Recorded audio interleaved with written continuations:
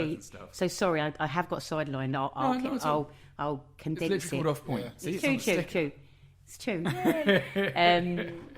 So growing up in the East End was lovely. I had loads of memories of like it being very multicultural. My school was really child friendly, and we were like school that was child friendly. That's always a plus. It was very. it was very kind of Steiner like. Well, I don't know if you remember the Steiner schools, but very child led and art led. I've got memories of like me saying to like one of my primary school teachers, Mr. Jones, I adored him.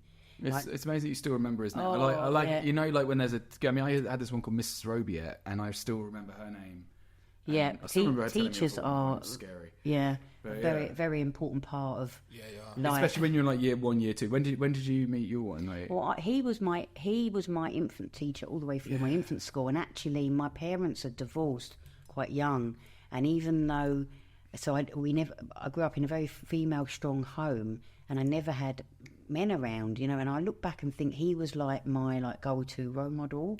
And I used to sit at his feet, and he was like this tall, like 6'2" teacher. I used to sit at his feet and watch his Adam's apple read us. When he read us stories, his Adam's apple would just move with humour, you know.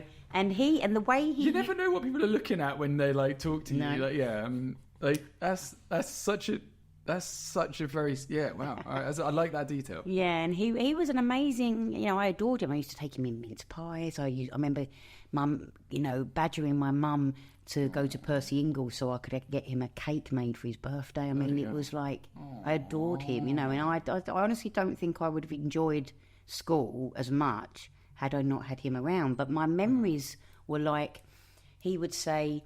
I'd say, I want to make this. And we'd look and go, there's no resources. And he'd say, I know, we'll use the carpet. And we'd cut the carpet up in the classroom. I bet the head teacher liked him. Jesus. Exactly, yeah. So it's like, why does this place look like shit? And there's him just like, learning? But it was such free learning, you know, and it was nice. And it's creative. It's really inspiring that he's like...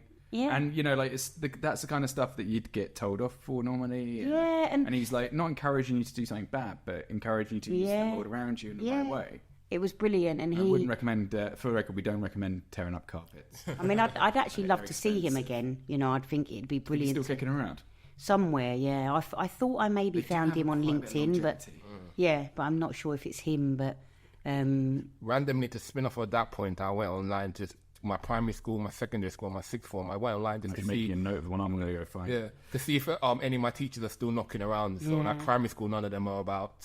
Secondary school, there's one person that's still there. And then there's one person that was a new teacher. And in my sixth form, now he's like head or deputy head. So I'm like, wow, he's got promoted. He's done very well. When I was doing local journalism, I went to my old school just to do the sort of GCSEs. And, you know, I got sent there. And all my old teachers... They just looked at me, and every single one of them knew about me, and they were just like, we've been reading your articles, we've really liked that one on the burst pipe. I couldn't tell them they were taking the piss, but at the same time it's your teacher, and you're just sitting there and like, how do you act? You know, I didn't know what to say. I was a bit like, number one, fuck off, and then I was like, sorry sir. It's interesting you say that. There's a couple of points there, because my infant teacher loved my stories, and I always used to... Reading never came easy to me at all as a child, and I have very vivid memories of not being able to read and picking up a book and really wanting to read it and trying to read it and missing out chunks of the text. I used to do that, yeah. And my should be tweet like us. Yeah. Go on. And so speaking came very easy to me, but reading didn't. And so speaking was almost like, sometimes I refer to my tongue as my paintbrush, because it's like this idea that speaking had no bookends on it, like speaking had no full stops if you didn't have to. And sometimes when I'm really, really like what's the word, like when I'm really, really engaged and really, really into something, I can really talk fast. And I know sometimes I can be perceived as quite like I mean, over the years people would say to me, "Oh, that's quite full on," you know. And I think So I think when I was able to when I finally found my voice, and as I was saying to you earlier, this unquenchable thirst for knowledge, I always feel like when I went on to secondary school, my teachers saw something in me that I was yet to see in myself, and they poured a lot of like focus into helping me better understand grammar and better understand English. Even my spoken English wasn't great, and must have adored you for doing, because I know that, you know, like, as a teacher, you instinctively want to help your kids as much as you can. I've got many teachers. And, that I could say to you 4 teachers. Did you get all of them cake? Because I bet that's why. No. You'd be amazed how much a little bit of cake gets you. No, Right, but I know, but my I honestly think I wouldn't be where I am without them. Like, my mum was an incredible, strong woman, a very strong woman to be reckoned with, and she did more than her best with the tools she had. Because my mum, life was stacked against her a bit. She was a single parent, you know. Especially in the 80s. And she was very, very talented, but she didn't have an education. So my mum, for the majority of her life, was a cleaner, you know, and but she was very sociable. So she got to know a lot of the schools around my area. She got to know a lot of the teachers, and she used to clean for the teachers. So me and my sister used to go and spend a lot of time after school in these really big houses that were like huge townhouses, and we just lived in like... Yeah, because my mum would sometimes clean after school, and she didn't have anyone to look after us, so we would go and sit in their house while my mum was cleaning them. Yeah, teachers with big houses. Did you ever help out with the cleaning? No, but it was almost like, unbeknown to me, it was giving me an example of what you could achieve that was different from what we had, because we just had like an ex-council masonette. My mum had bought it on the right to buy scheme, but nonetheless, it was very different to what I'd ever seen, you know. So I also, outside of school, was around a lot of teachers, unbeknown to what it was doing. But certainly at secondary school, I was quite troublesome up until I was 13. I used to play truant. I used to be really gobby towards some of the teachers.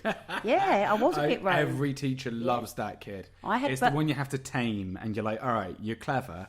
You're testing me. Yeah, but I had a lot of rage. That's why, like, I had a lot of, like, growing up, I was someone that learned how to disassociate early, and I'd had, I don't know if it mentions much on my website, but I was born with a facial birthmark as a child, and interestingly at school, aside from being called Russell, which I didn't mind, at primary school at least, people would often call me Cherry Chin, right? Because it was on my chin, and it was like my. Names did these kids come up for you? It was. But do you know what? I look back. Dicks. I look back, but it was like my chin had been dipped in paint or wine, right? Yeah. And it at that point, it was quite endearing because they were people I'd considered friends. Yeah, of course. And it was more of a nickname. But I think as I got older and I went through puberty, and I started to realise that there was something on my face I didn't ask for. You know, it's like acne that never washed off.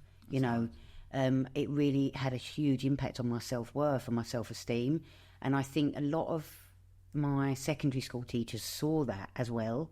And they just tried to kind of draw out the things that I was good at, which was the academia, you know. And there was points, even up until I did my A-levels, I honestly thought I wasn't going to go to uni. And I remember saying to my A-level teacher, Miss Campbell, who I must add, she had a first. There's always a Campbell. There's always a Campbell. Hello, Miss Campbell.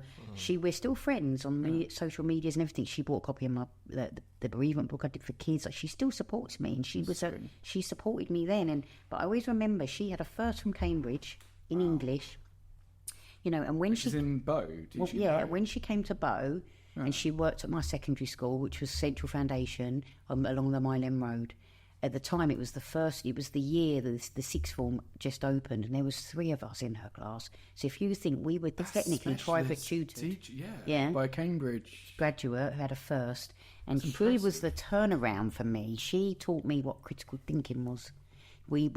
She taught me what it was to take a text and critique it, and know that you could have an opinion against what an astute or respected writer had written. Before that, I had no idea you could do that, you know. And it's not like the comment section these days, trust us. No, yeah. And so in answer to your... racist, you dick. Sorry, I'm still not over it. Someone called us racist. I was like, what? You couldn't wait. I wrote a page and a half of reply, and he was like, "No, I'm just not going to reply." Because this is why he has to stop me. But I was like, "Hold me back, bitch." I'm like, having this one. I was like, I almost went for their IP. I was like, so since we're going off point anyway, sorry. For anybody listening, do you want to just fill the audience in on what happened? What do you mean? In terms of the comments that you're... Basically we were interviewing that ADHD